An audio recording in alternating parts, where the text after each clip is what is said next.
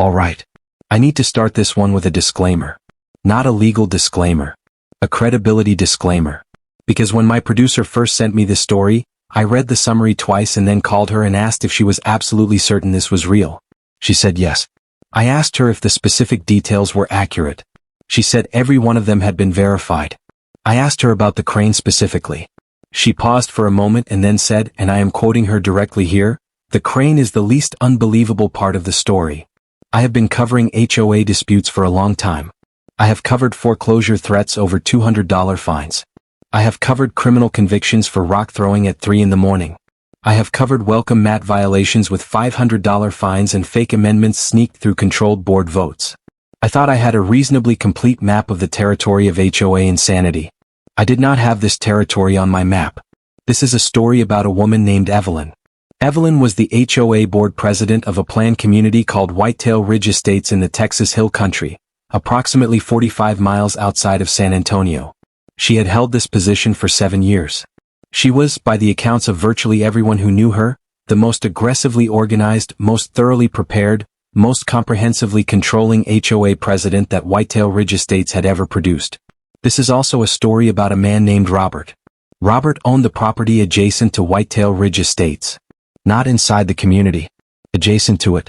His property was a working cattle ranch that his family had owned for 3 generations, approximately 600 acres of hill country grassland, cedar breaks, live oaks, and the kind of landscape that makes people who have never been to Texas understand why people who have been to Texas cannot stop talking about it. Robert was not in Evelyn's HOA. He was not subject to Evelyn's authority in any way. He was a neighboring property owner whose only formal relationship with Whitetail Ridge Estates was that his ranch shared a fence line with the community's eastern boundary. That fence line is where this story begins. And the crane is where it ends. Welcome to the HOA files. The Hendricks family had owned the land that became Hendricks Ranch for 73 years at the time of this story. Robert's grandfather Claude had purchased the original 400 acres in 1952 for $1,200, which was a significant sum at the time for a man who had been a ranch hand his entire adult life and who had saved the money in increments of what he could put aside from each month's wages over 15 years. Claude had understood something fundamental about land in the Texas Hill Country that many people who came to that region later did not understand. He understood that the land was the thing. That the land had a specific quality and a specific value and a specific permanence that nothing else could replicate, and that if you could get your hands on a piece of it and hold on to it, you were building something that would outlast you and serve your children and their children in ways that money in a bank account never would. Claude had been right. His 400 acres had grown to 600 through careful adjacent purchases over 30 years. The ranch had been a working cattle operation for its entire existence, running Hereford cattle on the hill country grass and cedar that characterized the region, supplemented by a small herd of registered longhorns that Claude had kept not primarily for commercial reasons but because he loved them and because a hill country ranch without longhorns felt to him like a Texas sunset without color. Robert inherited the ranch from his father 12 years before this story takes place. He was 48 at the time of the events, a broadly built man with a straightforward manner and the specific physical presence that comes from a lifetime of actual outdoor work. He was not a hobbyist rancher. He ran the operation with 3 full-time ranch hands and a rotating seasonal labor force during calving and roundup periods. The ranch generated real revenue from cattle sales, from a small cedar clearing operation that sold cedar products to regional suppliers, and from a hunting lease arrangement with a group of San Antonio professionals who paid a substantial annual fee for access to the ranch's deer population during season. The ranch shared its eastern boundary with Whitetail Ridge Estates, a planned community that had been developed about 14 years earlier on land that had previously been part of a different ranching operation. The developer had done a reasonable job of preserving the hill country character of the landscape within the community, keeping significant cedar and live oak stands and working with the natural topography rather than bulldozing everything flat. The result was a community of 87 homes, all on lots of at least 1 acre, with a genuine hill country aesthetic and a price point that reflected both the quality of the construction and the regional setting. Median home values in Whitetail Ridge Estates were in the range of $650,000. The HOA fees were $350 per month. For a community of this price point and this character, this was reasonable. Robert had no particular feelings about Whitetail Ridge Estates one way or another for the first several years after it was developed.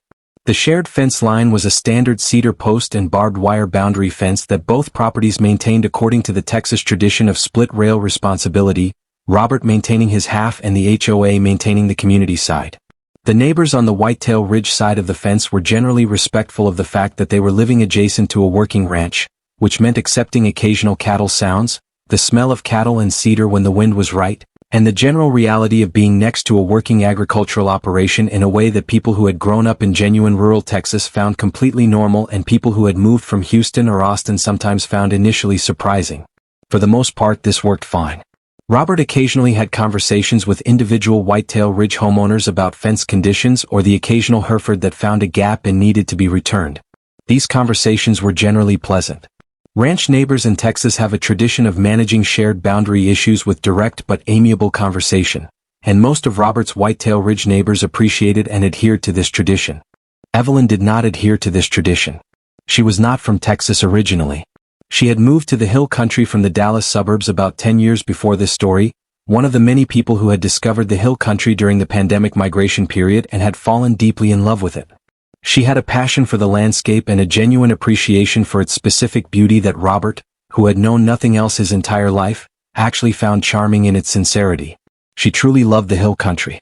She loved the cedar and the live oaks and the limestone outcroppings and the deer and the specific quality of light that the hill country produced in the late afternoon. What she did not love, and what she found increasingly difficult to accept, was that loving the hill country meant accepting the hill country as it actually was. Working ranches, agricultural operations. The sounds and smells and realities of a landscape that had been used by human beings for purposes other than aesthetic appreciation for a very long time. She wanted the hill country the way it looked in the photographs on the covers of Texas Monthly, all golden light and dramatic limestone cliffs and tasteful rustic architecture. She was less comfortable with the hill country the way it actually functioned, which included the 600 acres of working cattle ranch directly adjacent to her community's eastern fence line. She had been on the HOA board for 4 years before she became board president. In those 4 years she had developed strong opinions about the ranch and its operations that she had expressed with increasing frequency at board meetings and in conversations with fellow homeowners. She found the cedar clearing operation occasionally loud. She found the cattle sometimes smelly. She found the hunting lease philosophically objectionable in ways she was not shy about expressing.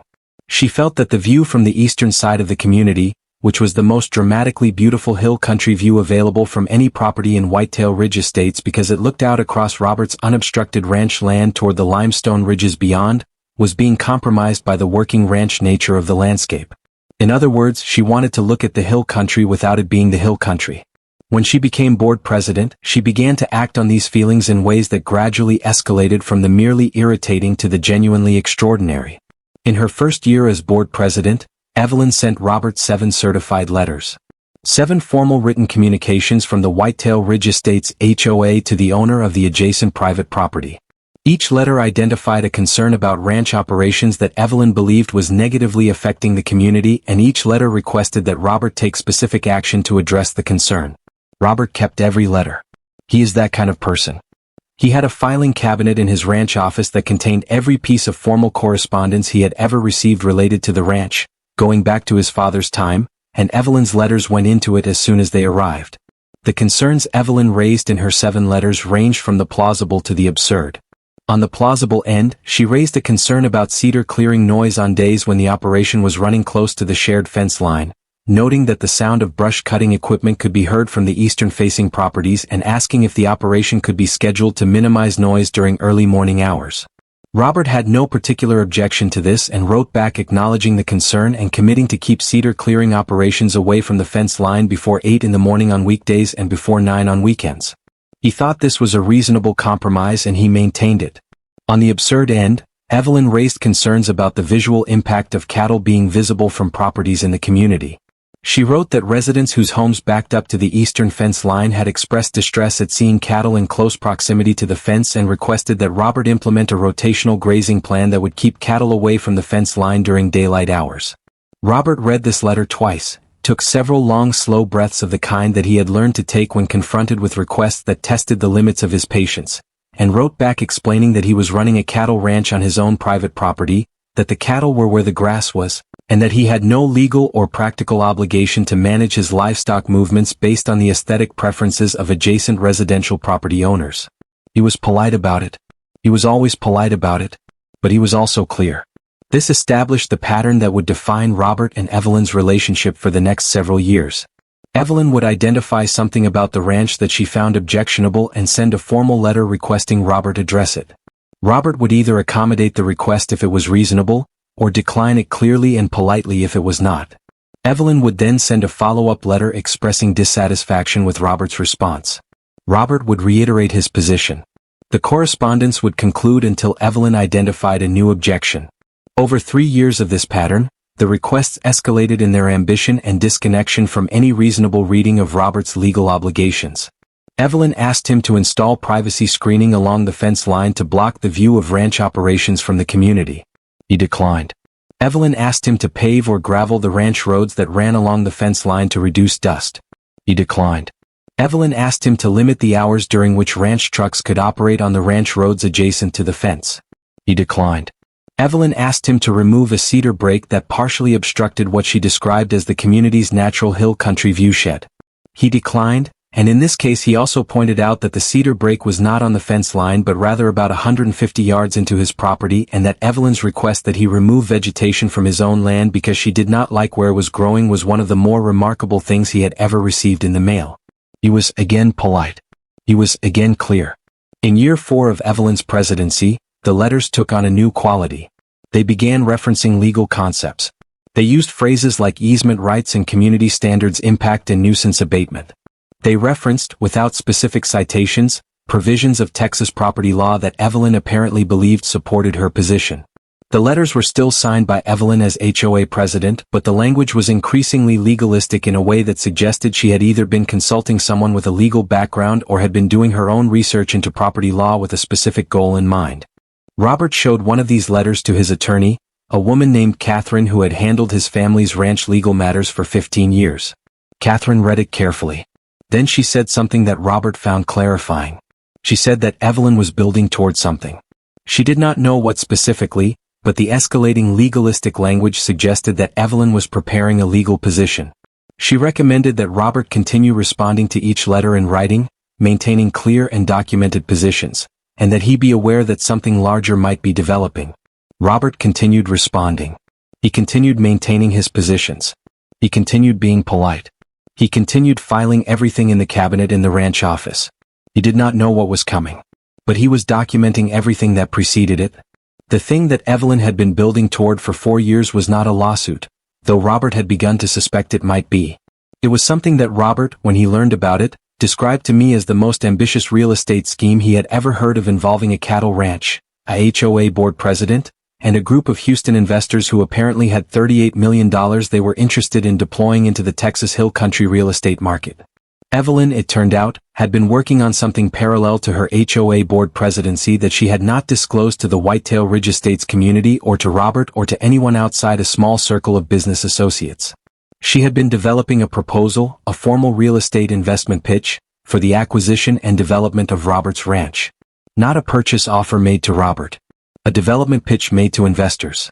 A pitch that was predicated on the assumption that the ranch could be acquired, although the mechanism by which this acquisition would occur was somewhat vague in the materials that later came to light, and converted into a high-end planned community development that would expand Whitetail Ridge Estates onto the adjacent ranch land. The pitch was ambitious. It projected a development of approximately 240 new homes on the 600 acres of ranch land, priced in the $800,000 to $1.2 million range, with a resort-style amenity package that would be shared between the new development and the existing Whitetail Ridge Estates community.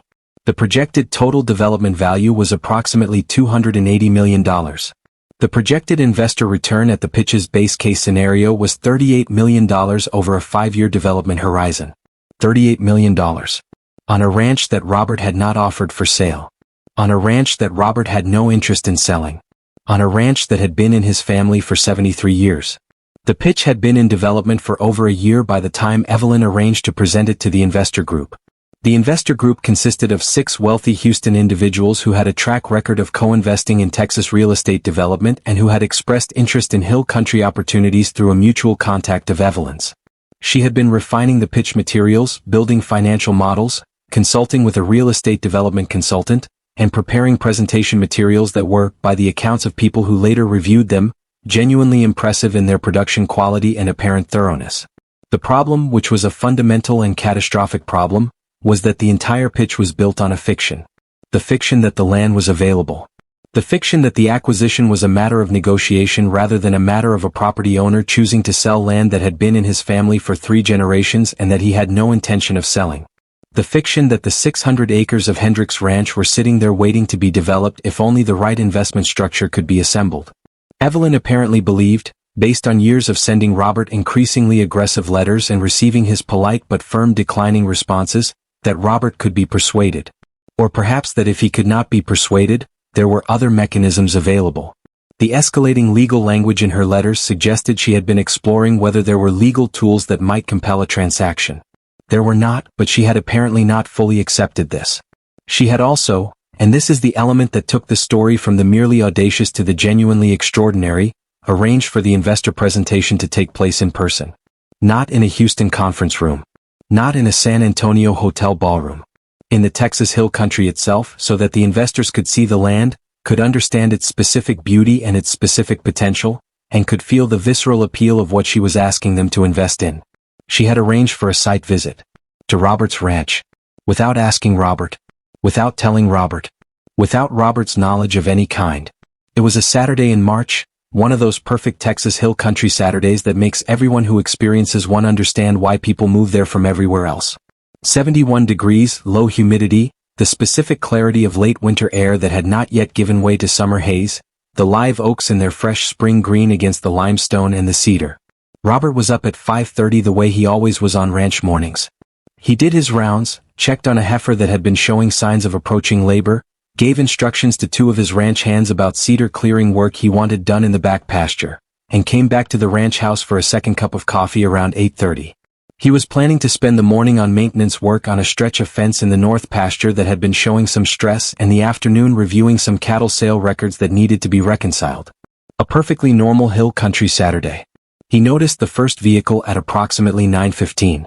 It was a large black SUV, the kind that urban Texas associates with oil money, pulling off the county road that ran along the south side of his property and parking on the grass verge beside the cattle guard at the entrance to his ranch. He did not think much of it. People occasionally pulled over on rural roads for various reasons. Then a second SUV arrived. Then a third. Then a fourth. Then a white passenger van. Then 2 more SUVs. By 9:45, there were 7 vehicles parked along the county road outside Robert's cattle guard. He was standing at his kitchen window watching this development with the specific expression of a man who cannot quite categorize what he is seeing. Then he saw Evelyn. She emerged from the lead SUV in what he would later describe as full real estate developer mode. She was wearing what appeared to be a carefully chosen business casual outfit that was designed to read as both professional and appropriately hill country rustic simultaneously. She was carrying a leather portfolio. She was talking to the people emerging from the other vehicles with the specific animated energy of a presenter warming up her audience before the main event. Robert watched as approximately 20 people assembled on the grass verge outside his cattle guard. Then he watched as Evelyn opened his cattle guard gate, the gate to his private ranch property, and led the group through it. He set down his coffee mug. He put on his boots. He went outside. He was walking toward the group when Evelyn saw him. She did not look surprised. She did not look embarrassed. She raised her hand in the specific wave of someone who has been expecting to see you and is pleased that the timing has worked out. She said, "Robert, good morning, I am so glad you are here. I want to introduce you to some people who are very excited about this property." Robert looked at her for a long moment. He looked at the 20 people standing on his ranch property who were looking at him with expressions ranging from polite professional interest to mild confusion. Then he looked back at Evelyn. He said, "Evelyn, who are these people and what are they doing on my land?" She said they were investors who were interested in the hill country and that she was showing them the Whitetail Ridge area and would appreciate a few minutes of his time.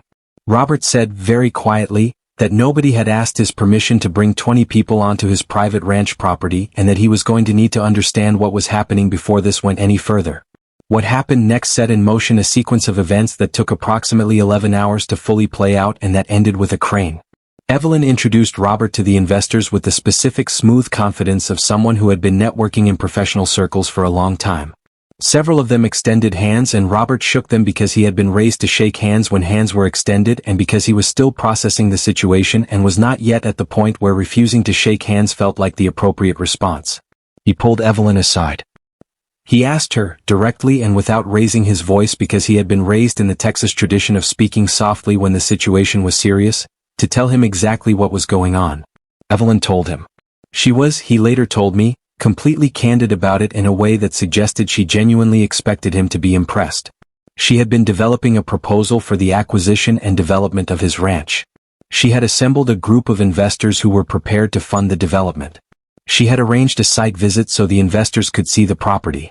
She needed Robert to participate in the day's activities, which would include a tour of the property, a presentation of the development concept, and a conversation about terms. Robert listened to all of this. He was quiet for a moment after she finished. Then he said two things. First, he said that he had not been informed of any of this in advance. That bringing 20 people onto his private property without his knowledge or permission was trespassing, regardless of the business rationale. Second, he said that his ranch was not for sale.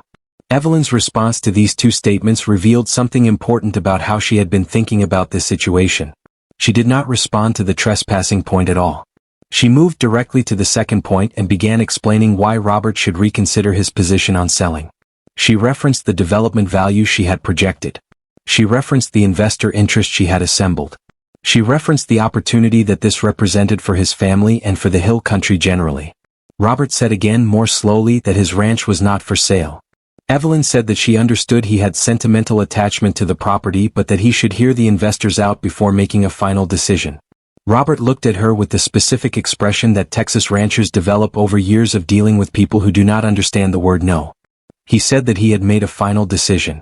He said the decision was that his ranch was not for sale and would not be for sale and that the investors who were currently standing on his private property without his permission needed to leave. Evelyn said that the investors had driven 3 hours from Houston for this visit and that it would be very disruptive to turn them around now. Robert said that this was not his problem.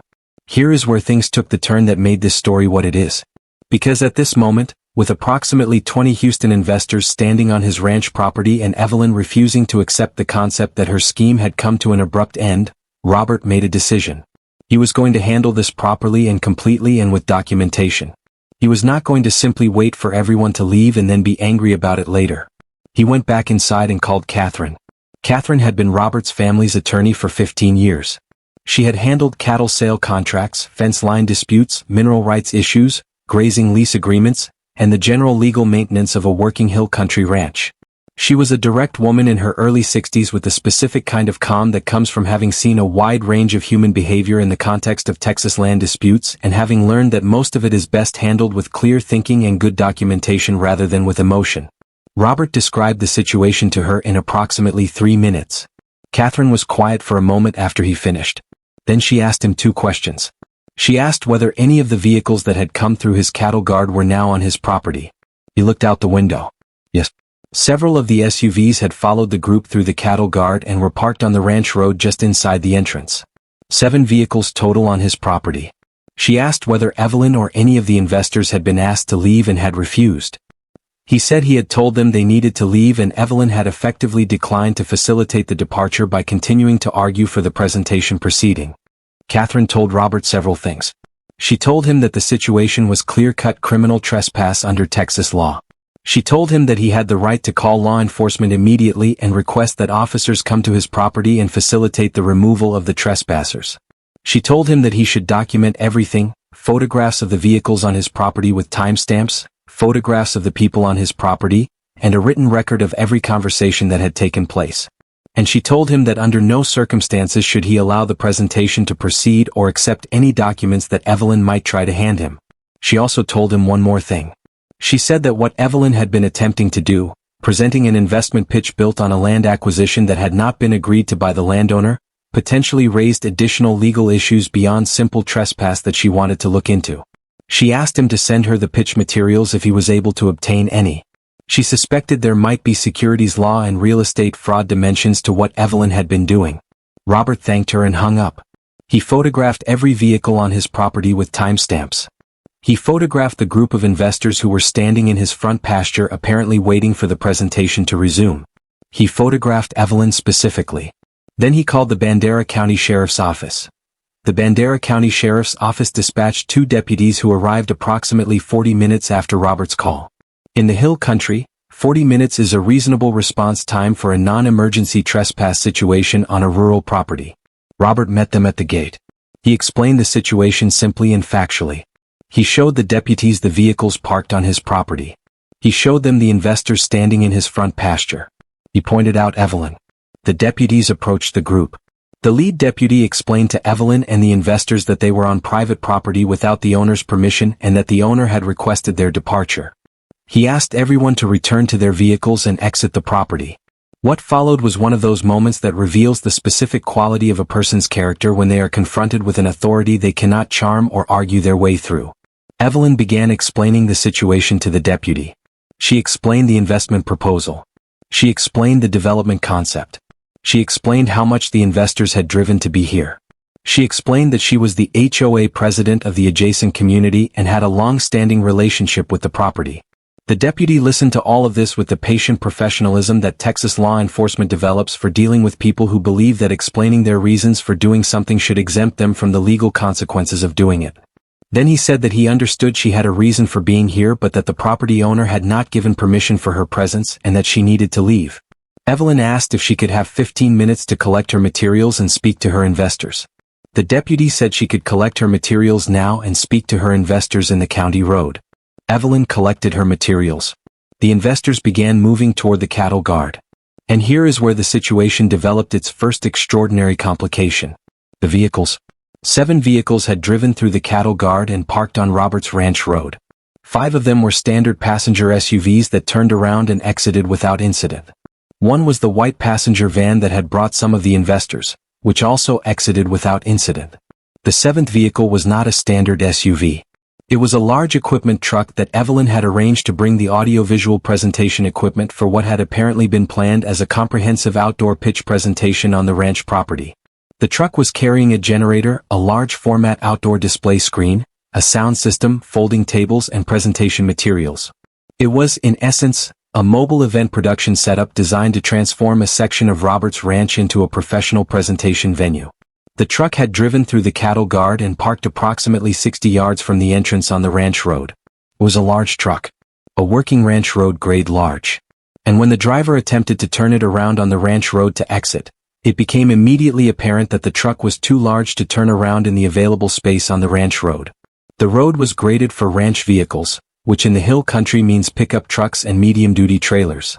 This was a heavy equipment transport truck with a full load, and it was not going anywhere except forward on a road that went deeper into the ranch rather than back toward the gate. The driver reported this to Evelyn. Evelyn reported this to the deputies.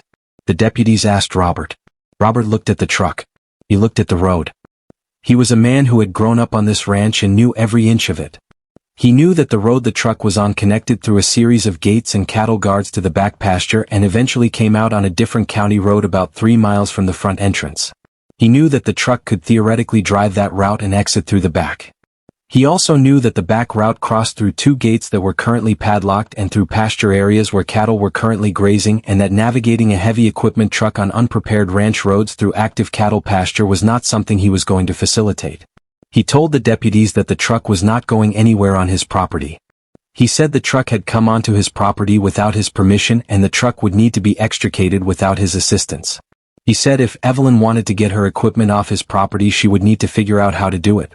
One of the deputies looked at the truck. He looked at the road. He looked at Robert. He said something that I imagine was said in exactly the kind of flat Texas drawl that this moment deserved. He said it looked like they were going to need a crane. The next 3 hours were among the most extraordinary that Robert had experienced in 48 years of living on the ranch. Let me describe what his front pasture looked like during this period. On the county road side of the cattle guard, the 5 investor SUVs and the white van were parked along the grass verge. Approximately 18 investors and business associates were standing or sitting near their vehicles in their business casual hill country attire, waiting for a resolution. Evelyn was among them, on her phone, making calls with the specific rapid-fire intensity of someone managing multiple simultaneous crises.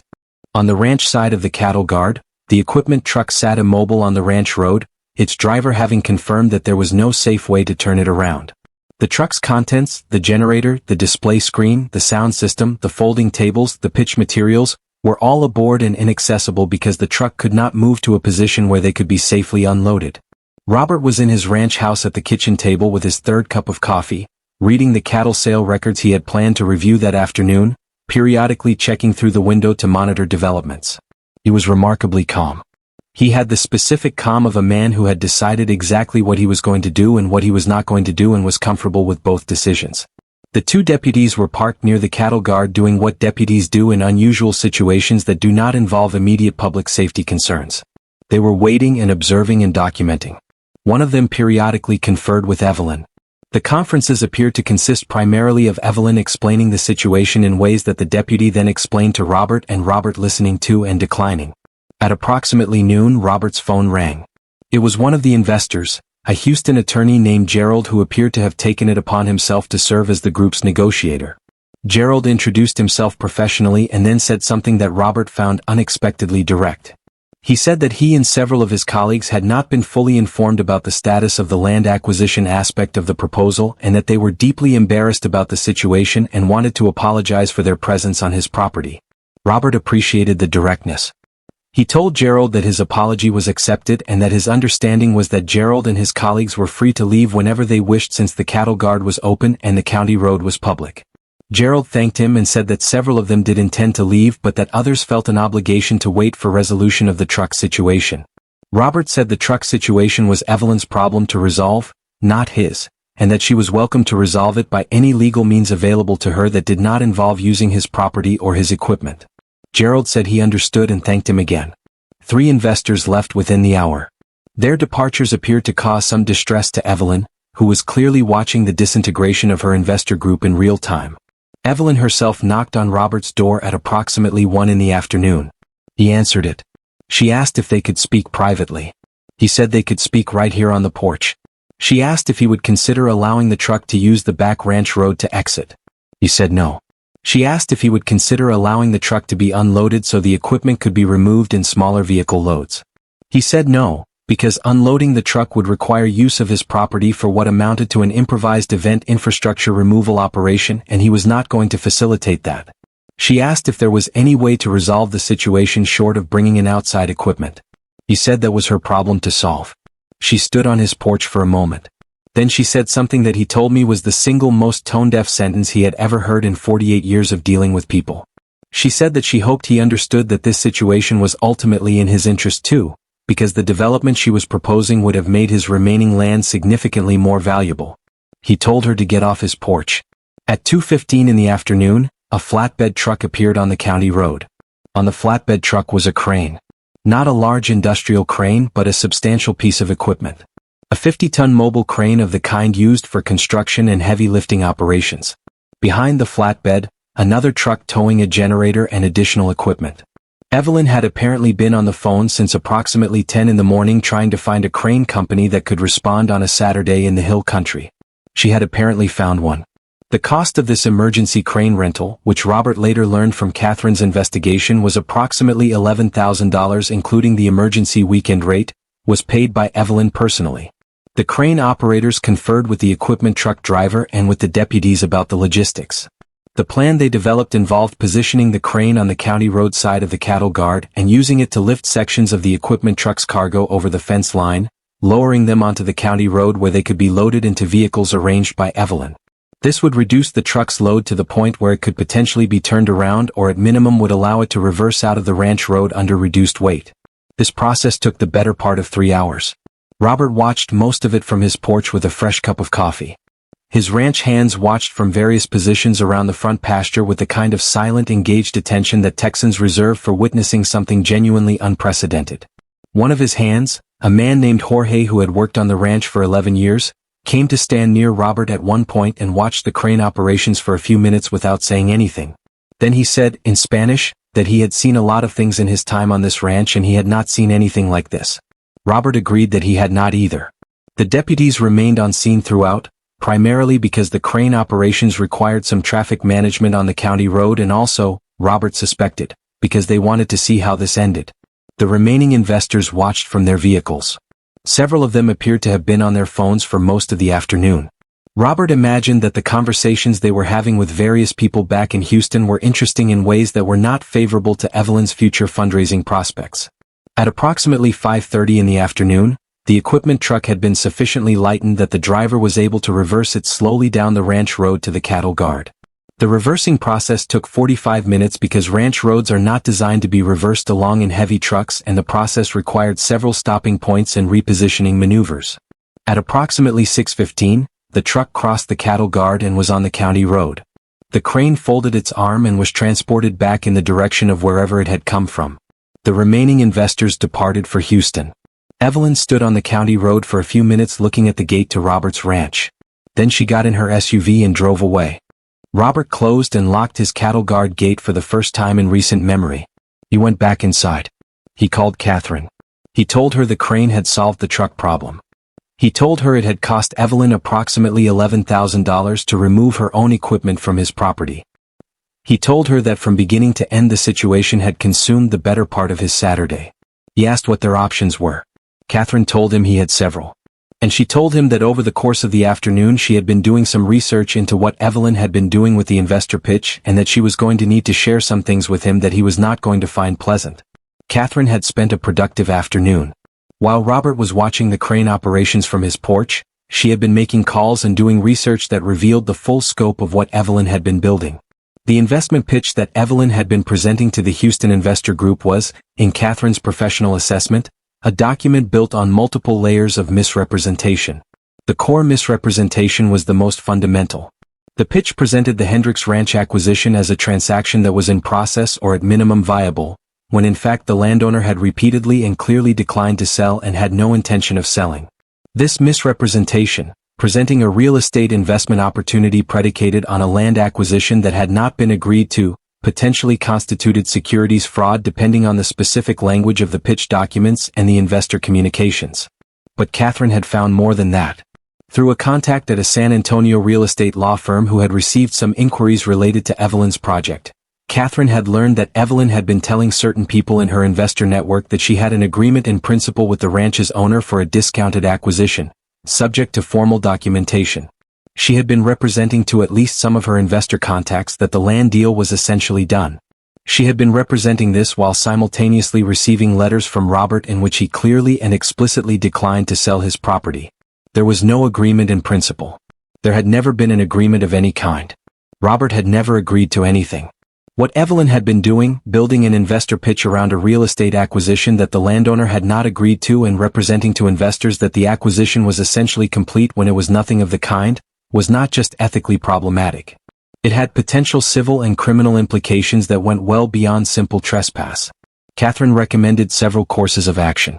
First, a formal trespass notice to be filed with the Bandera County Sheriff's Office documenting the day's events and establishing Robert's legal record of the unauthorized entry and the damages it caused, which included several hours of Robert's time, disruption to normal ranch operations, and some minor damage to the ranch road surface from the heavy equipment truck. Second, a formal demand letter to Evelyn and the HOA seeking compensation for the documented damages. Third, a consultation with a securities attorney about whether the investment pitch's misrepresentations regarding the land acquisition created viable civil fraud claims. And fourth, notification to the Whitetail Ridge Estates HOA board members, specifically the board members who were not Evelyn, about what their board president had been doing using her HOA position as apparent professional credibility for an investment scheme built on a misrepresentation regarding a neighboring property. Catherine believed the fourth item would be among the most consequential in terms of immediate practical impact. Robert told her to proceed with all four. The letter that Catherine sent to the non-Evelyn members of the Whitetail Ridge Estates board was addressed to all four of them individually and was delivered by certified mail the following Tuesday. It was 15 pages long and contained a comprehensive factual account of the events of Saturday, the history of Evelyn's correspondence with Robert, a summary of the investment pitch's misrepresentations regarding the Hendricks Ranch acquisition, and a legal analysis of the board members' potential liability as officers of a governing organization whose president had apparently used her HOA position as professional credibility for an investment scheme. The letter also made one specific demand. It demanded that the Whitetail Ridge Estates HOA, at its next board meeting, conduct a full review of Evelyn's activities as board president and take appropriate action to protect the community from further liability. Catherine had specifically included the board members' personal liability in the analysis because she understood that board members in Texas, as in most states, have personal liability exposure for governance decisions that constitute breaches of their fiduciary duty to the community. She wanted the 4 non-Evelyn board members to understand clearly that what their president had been doing, using HOA letterhead and her HOA title to pursue a personal investment scheme built on misrepresentations about a neighboring property, created potential liability not just for the HOA as an organization but for them personally. This landed precisely the way Catherine intended. The board called an emergency meeting within 4 days. Evelyn was invited to attend. She did attend. Robert was not there, but Catherine's firm was represented by an associate who attended as an observer on Robert's behalf, which was within the homeowner access rights under Texas HOA governance law since the emergency meeting had been posted for homeowner attendance. What happened at that meeting was, by multiple accounts, one of the most uncomfortable HOA board meetings that Whitetail Ridge Estates had ever experienced. The 4 board members had clearly spent the preceding 4 days reviewing Catherine's letter and their own potential exposure. They had questions for Evelyn about the investment pitch, about the representation she had made to investors regarding the land acquisition, about the use of HOA letterhead in certain pitch-related correspondence that Catherine had identified, and about whether the board had ever been informed of or consented to any of these activities. Evelyn answered some questions and declined to answer others, citing advice from her personal attorney whom she had apparently retained within 24 hours of Saturday's events. Her selective engagement with the board's questions, combined with the comprehensive factual account in Catherine's letter, left the board members in a position where the picture was essentially clear even without Evelyn's confirmation of every detail. The meeting lasted 4 hours. At the end of it, the board voted 3-1, with Evelyn casting the one dissenting vote from the president's position, to place Evelyn on a leave of absence from the board presidency pending a full review of her activities. They appointed the vice president, a retired San Antonio architect named William, as acting board president. They also voted to engage the HOA's attorney, not Evelyn's personal attorney but the HOA's standing legal counsel, to conduct an independent review of whether any HOA resources, including HOA letterhead, HOA email systems, or the HOA's organizational name and reputation, had been used in connection with Evelyn's investment pitch activities. This review was explicitly designed to establish whether the HOA itself had any liability exposure that needed to be addressed. Evelyn resigned from the board 12 days after the emergency meeting. She did not provide a public explanation. The resignation letter she submitted to the board secretary was 2 sentences long and cited personal reasons. The legal threads of this situation took several months to fully resolve. Catherine was coordinating 3 parallel tracks simultaneously, which she described to Robert as one of the more complex boundary dispute situations she had managed in 15 years of ranch law practice. She was not wrong. On the trespass track, the formal trespass notice was filed with the Bandera County Sheriff's Office and became part of the official record of the county. The documented damages, Robert's time, the minor ranch road damage from the heavy equipment truck, and consequential disruption to ranch operations, were calculated and a demand letter was sent to Evelyn personally for their compensation. Evelyn's attorney responded with a counter-narrative that was creative in its characterization of the events, but that was directly contradicted by the documentary and photographic evidence Robert had assembled and by the deputy's official report.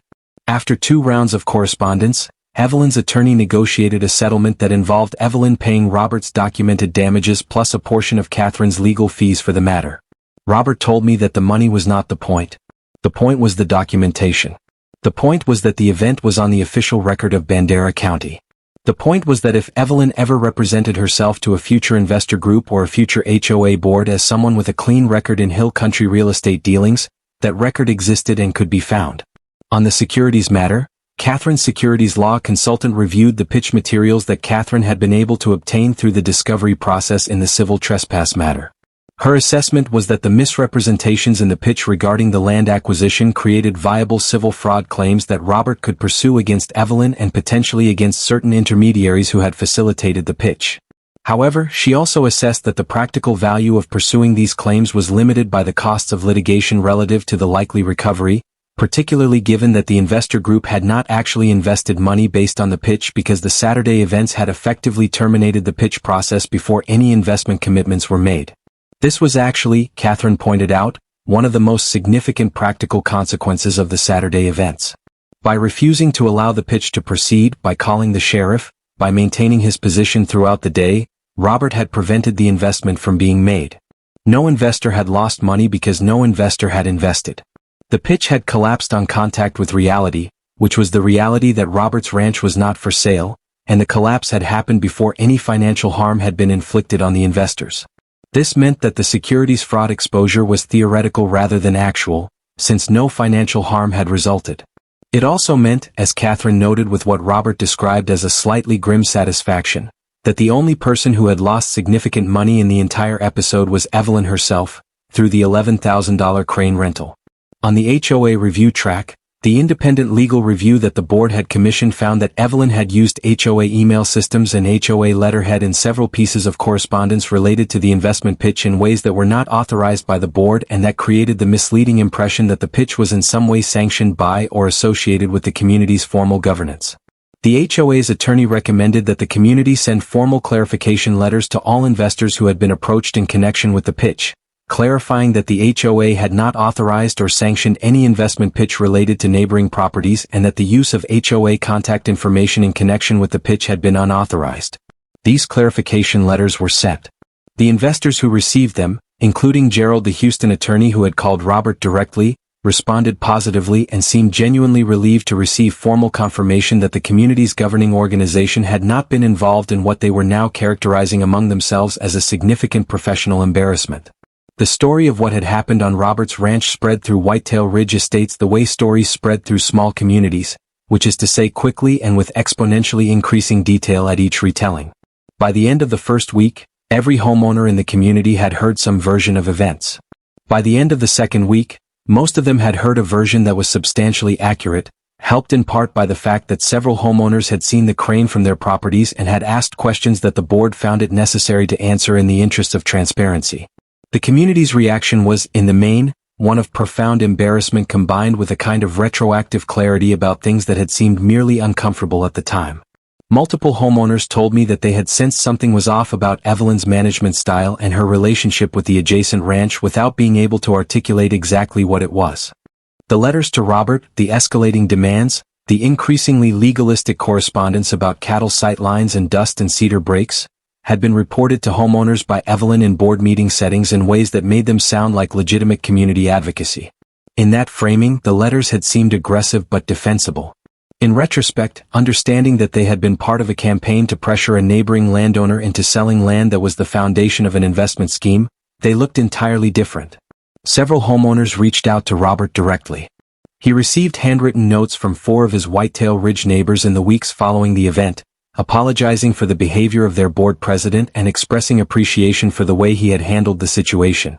He told me that he appreciated these notes and that they confirmed his sense that the vast majority of the Whitetail Ridge residents were decent people who had been poorly served by their board leadership. William, the acting board president, reached out to Robert as well.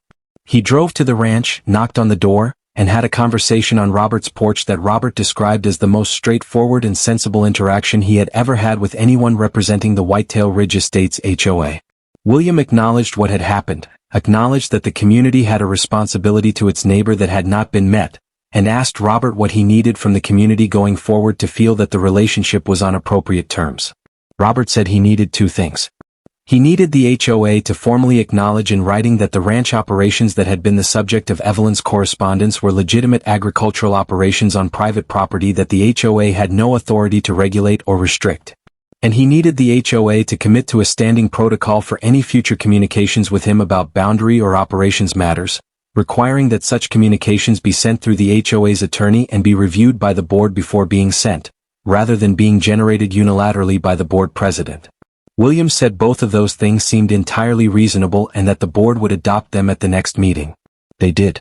The formal written acknowledgement was adopted as a board resolution. The communication protocol was adopted as a standing board policy.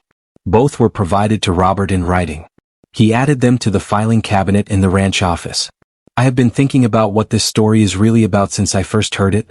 On the surface, it is a remarkable narrative about an HOA board president who took her controlling tendencies so far into the realm of the extraordinary that she ended up needing a crane to retrieve her own equipment from a neighboring ranch. The crane is a perfect story element, simultaneously absurd and completely logical once you understand the sequence of decisions that produced it.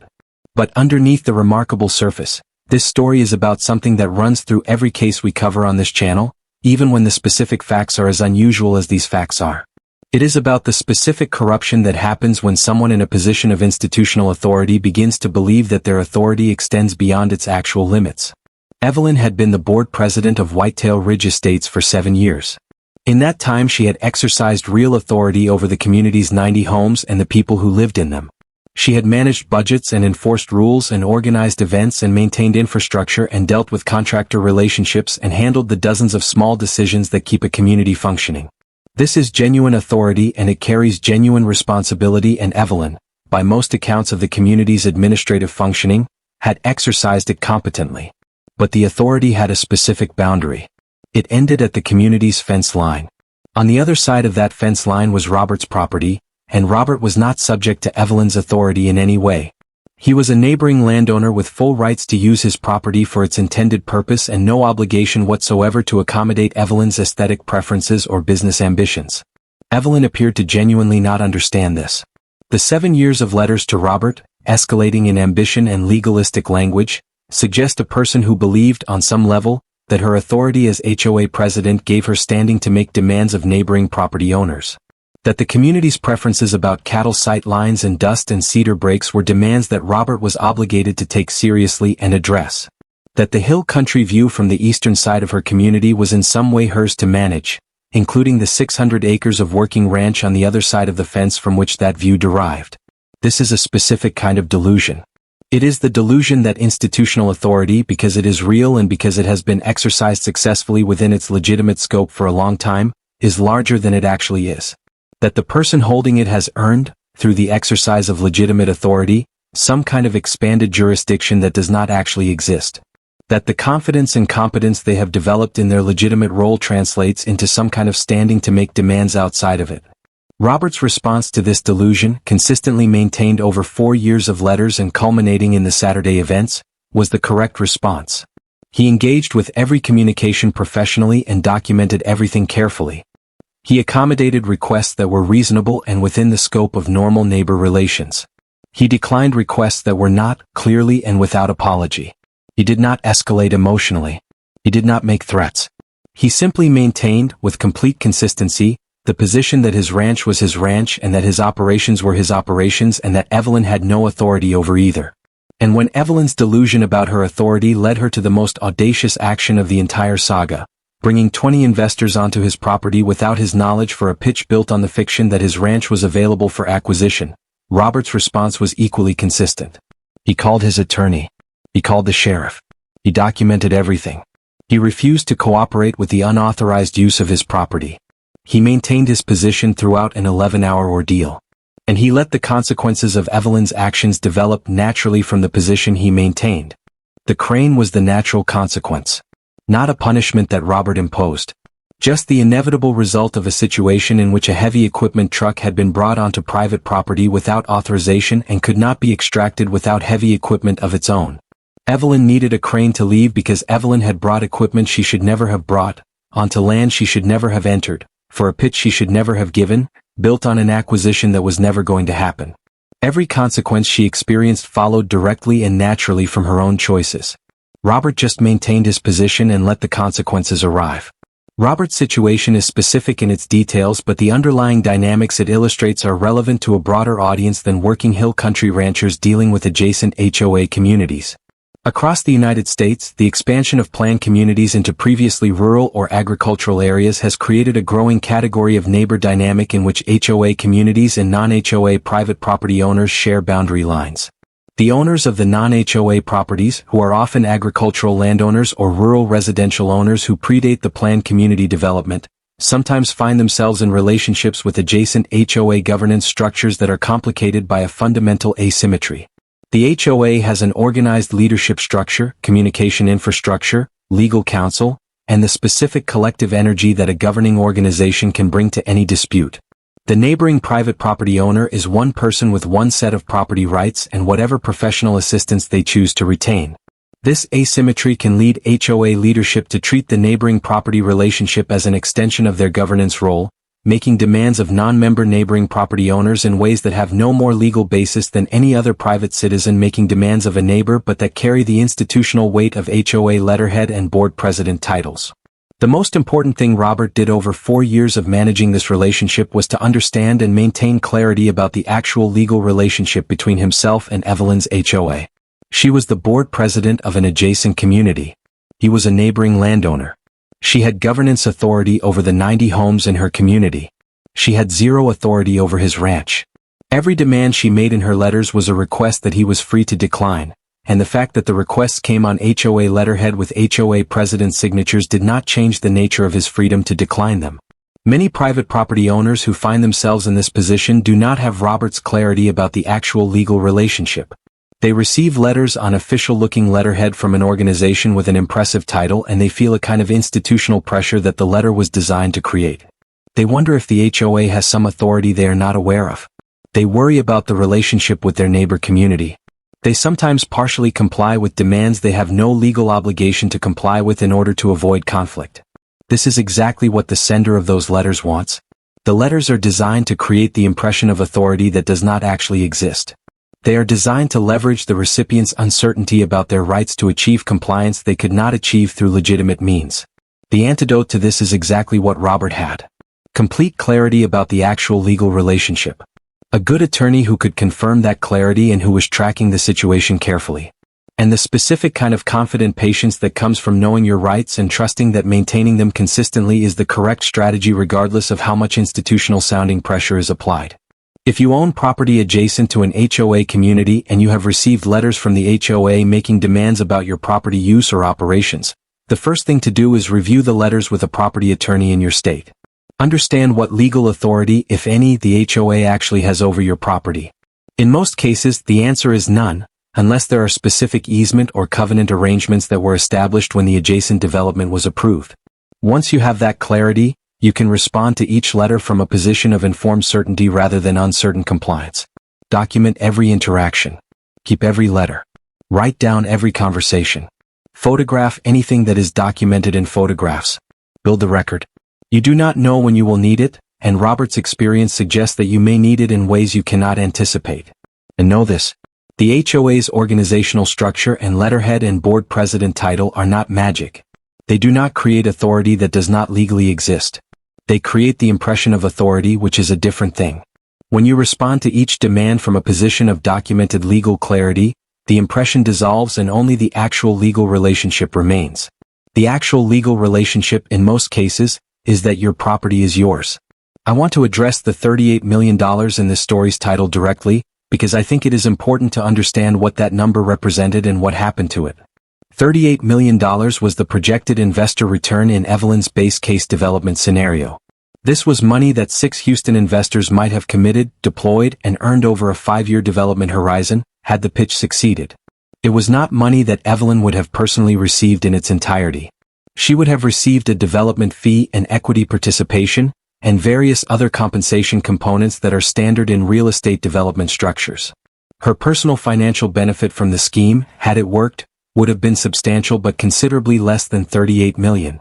The $38 million was the number she had been using to represent the opportunity to her investors. It was the headline number in her pitch materials. It was the number that was designed to make Houston real estate investors sit up straight and pay attention when she presented. It was also the number that was built entirely on the fiction that Robert's ranch was acquirable. Because here is the thing about projected returns in a real estate development. They project forward from a specific starting point, which is the acquisition of the underlying land at a specific cost. The entire financial model is constructed on the premise of that acquisition. If the acquisition does not happen, the model is worthless. Not less profitable. Not revised downward. Worthless. There is no development return from land you do not own. Evelyn had been building a $38 million model on land she did not have and could not get. She had been doing this for over a year. She had been representing to investors that the acquisition was viable, or in some versions apparently that it was essentially complete. She had invested significant time, money, and professional credibility in a scheme whose foundational premise was false and had been false since the moment she had first approached it, because Robert had been declining to sell his ranch from the very first communication. The $38 million return was always zero. From the moment Evelyn conceived the scheme, the investor return was zero, because the land was not available and the land was never going to be available. She had just not accepted this, apparently for over a year, right up to the moment she drove to the hill country on a Saturday morning in March with 20 investors and a truckload of presentation equipment. The specific poignancy of this for anyone with a background in financial analysis is that the scheme's failure was built in at the foundational level, not at the execution level, not at the development level, at the very first premise. You cannot build a $38 million return model on land that is not for sale, no matter how sophisticated your financial modeling or how impressive your presentation materials or how beautiful the hill country morning on which you plan to reveal it to your investors. Robert told me that when Catherine explained the full scope of what Evelyn had been building, he sat with the information for a while before responding. Then he said that he felt something he had not expected to feel. Something that was not quite pity but was in the general vicinity of it. The specific melancholy of understanding that someone had invested enormous amounts of energy and intelligence and organizational capacity into something that was structurally impossible from its first moment, because they had been unable to accept the plain and repeated answer that the person they needed to say yes had given them from the very beginning. Robert had said no. Over and over, in letters and phone calls on his porch in increasingly direct terms. No. The ranch is not for sale. No. I'm not interested. No. And Evelyn had heard all of these no answers and decided that the correct response was to build a $38 million financial model and hire a crane company. I visited Hendrick's ranch in the early fall of the year following the events of this story. Robert met me at the cattle guard, which was closed and latched in a way that it apparently had not been before the Saturday events. He unlocked it and we drove in on the ranch road. The ranch was everything I had imagined it would be from Robert's descriptions and from the photographs Catherine had provided for documentation purposes. 600 acres of hill country beauty in the specific way that the hill country is beautiful, which is not the dramatic beauty of mountains or the lush beauty of well-watered landscapes but a tighter, more austere beauty of cedar and live oak and limestone and grass that rewards patience and attention. In the fall light, with the scattered seasonal color of the sumac turning red along the cedar breaks, it was genuinely extraordinary. We drove out to the pasture where the equipment truck had been parked. There were still faint track impressions in the soil where the heavy tires had pressed into the ground during their slow reversal to the cattle guard. Robert pointed them out without particular emotion. He said the grass was coming back. He said hill country grass was resilient. We walked along the fence line that bordered Whitetail Ridge Estates for a while. The fence was in good condition, better than some sections of the line in other directions. Robert said that William, the acting board president, had organized a fence maintenance day among the Whitetail Ridge homeowners on their side of the line. They had replaced several posts and retightened wire in 2 sections. Robert said it was the best shape the shared fence line had ever been in. He said things with the HOA were fine now. He said William ran things differently than Evelyn had. There had been one communication between the HOA and the ranch since William took over. A note asking if the cedar clearing schedule could be shared with the board so they could give homeowners advance notice of days when they might hear equipment noise. Robert said this was a completely reasonable request and he had been happy to provide the schedule. He said it was remarkable how much better a neighbor relationship could be when it was built on actual mutual respect rather than one party trying to exercise authority they did not have over another party who knew their rights. He took me to the ranch house porch. He made coffee. We sat in the specific hill country afternoon light that defies description and watched a group of his Hereford cattle move across the far pasture. Beyond the cattle, beyond the cedar breaks, I could see the roof lines of the Whitetail Ridge Estates houses along the eastern boundary. I asked Robert what he thought about when he looked at those roof lines now. He was quiet for a moment. Then he said he thought about his grandfather Claude, who had bought this land in 1952 for $1,200 and had understood something fundamental about what land means and why you hold on to it. He said he thought about the 3 generations of his family that had worked this ground and what they had built on it. He said he thought about the cattle in the pasture and the cedar on the ridges and the deer that would be moving in the evenings now that it was fall. He said he did not think much about Evelyn anymore. He said that Evelyn had spent over a year trying to turn his ranch into something it was not, and that the ranch had simply continued being what it was through all of it because ranches are like that. They outlast the people who want them to be something else. He poured more coffee. The cattle moved across the pasture. The light went gold in the way that hill country light goes gold in the early fall. I asked him if he would have done anything differently. He said no. He said he had been polite when he should be polite and firm when he should be firm and had documented everything and had called his attorney when he needed to and had called the sheriff when he needed to and had maintained his position throughout. He said the situation had resolved itself the way situations resolve themselves when you hold your ground. He said the only thing he had not anticipated was the crane. He said he would not have anticipated the crane. This story is extreme in its specifics. Most people who are dealing with boundary issues with adjacent HOA communities are not going to encounter investment pitches built on the fiction that their land is available or heavy equipment trucks that need cranes to exit. These are the specific products of Evelyn's specific ambitions and specific delusions. But the underlying dynamic of this story is one that plays out in less extreme ways in communities across the United States wherever planned residential developments abut private property of other kinds. The HOA community that makes demands of neighboring properties about their operations. The board president who treats the community's aesthetic preferences as demands that neighboring landowners are obligated to address. The escalating correspondence that creates the impression of authority that does not legally exist. The foundational lesson from Robert's experience is deceptively simple. Know what rights and authority the adjacent HOA actually has over your property. In most cases this is zero, absent specific easement or covenant arrangements. Know this. Confirm it with an attorney if you have any doubt. And respond to every communication from that position of clarity. You do not need to be aggressive. Robert was not aggressive. He was consistently polite throughout 4 years of letters and throughout an 11-hour standoff on his ranch. But he was equally consistently clear. The ranch was his. The operations were his. The decisions about the ranch were his. Evelyn's preferences and demands and investment ambitions were not his concern. Document everything from the very first letter. Build the file. You do not know when you will need it. Robert's file cabinet of Evelyn's correspondence was instrumental in Catherine's ability to establish the pattern of behavior that supported the civil resolution and the HOA board's action against Evelyn. Engage a good attorney early. Not necessarily to take legal action immediately, but to have a professional who understands the legal landscape tracking the situation and advising you on your rights and obligations. Catherine's early assessment that Evelyn was building toward something was correct, and having Catherine engaged and aware meant that when the Saturday events happened, Robert could call her and she could give him complete, specific, actionable legal guidance within minutes. Maintain your position consistently. The specific power of Robert's response to Evelyn over 4 years was its consistency. Every letter received the same clear answer. The ranch is not for sale. Every demand received the same clear response. This is my private property and these are legitimate agricultural operations and I have no obligation to alter them based on your preferences. The consistency was not stubbornness. It was clarity. And it meant that when Evelyn arrived with 20 investors and a truckload of equipment, she was confronting someone who had a 4-year record of maintaining exactly the position that he maintained on that Saturday morning. And know this. When someone brings equipment onto your property without your permission and the equipment cannot be extracted without a crane, the crane is their problem. That is what private property rights look like in practice. Robert's ranch is still 600 acres of hill country grass and cedar and limestone and live oaks. The Hereford cattle are in the pasture. The longhorns are somewhere in the cedar breaks the way they always are. The deer will be moving in the evenings now that it is fall. The fence line between the ranch and Whitetail Ridge Estates is in the best condition it has been in years, maintained by 2 sets of neighbors who have arrived, through a somewhat extraordinary path, at a relationship of genuine mutual respect. Evelyn is no longer the board president of Whitetail Ridge Estates. She is no longer on the board.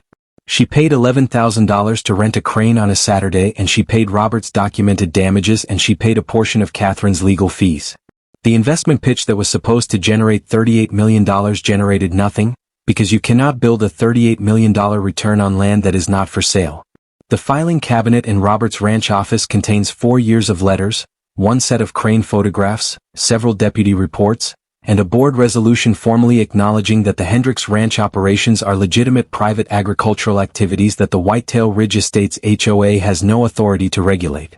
Robert's grandfather Claude bought that land in 1952 for $1,200. He built it to 600 acres over 30 years. Robert's father kept it through his lifetime. Robert has been keeping it for 12 years since and intends to keep it considerably longer. The land is the thing. It was always the thing. That is what Claude understood. That is what Robert understands.